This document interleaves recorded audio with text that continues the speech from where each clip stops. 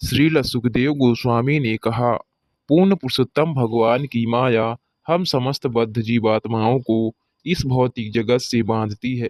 अतः उनकी कृपा के बिना हम जैसे तुच्छ प्राणी माया से छूटने की विधि नहीं समझ पाते। मैं उन श्री भगवान को सादर नमस्कार करता हूँ जो इस जगत की उत्पत्ति और लय के कारण स्वरूप हैं। श्रीमद् भागवत गीता 7.14 में भगवान श्री कृष्ण स्पष्ट कहते हैं, दैवी होशा गुणमयी मम माया दुरत्यया माँ वेवा ये प्रपद्यन्ते माया में ताम तरंति ते। मेरी यह दैवी शक्ति अर्थात भौतिक प्रकृति के 3 गुणों से बनी माया बड़ी दुस्तर है, परंतु जो मेरे शरणागत हो जाते हैं वे सुगमतापूर्वक इससे तर जाते हैं। श्री भगवान की मायावश होकर कार्य करने वाले समस्त बद्ध जीवात्मा देह को ही स्वयं मानकर निरंतर ब्रह्मांड में घूमते रहते हैं और विभिन्न योनियों में जन्म धारण करके नाना प्रकार की समस्याएं उत्पन्न करते रहते हैं।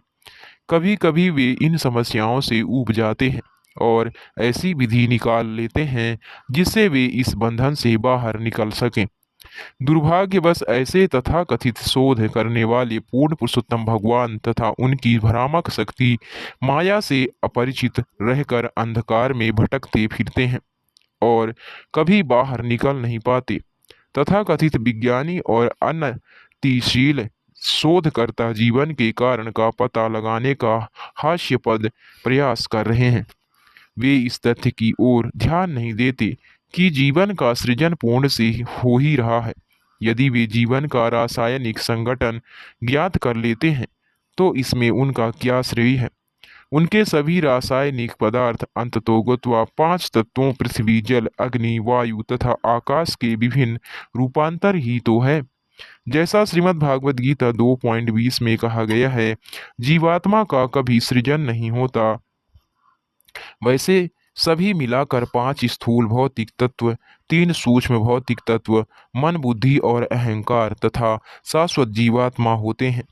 जीवात्मा जब किसी विशेष प्रकार की देह की कामना करता है तो पूर्ण पुरुषोत्तम भगवान की आज्ञा से भौतिक प्रकृति के द्वारा उस देह की उत्पत्ति की जाती है। भौतिक प्रकृति परम ईश्वर द्वारा संचालित यंत्र के अतिरिक्त और कुछ नहीं है। श्री भगवान जीवात्मा को एक विशेष प्रकार की यांत्रिक देह प्रदान करते हैं और जीवात्मा को सकाम कर्मों के नियमानुसार इस देह के साथ कार्य करना होता है।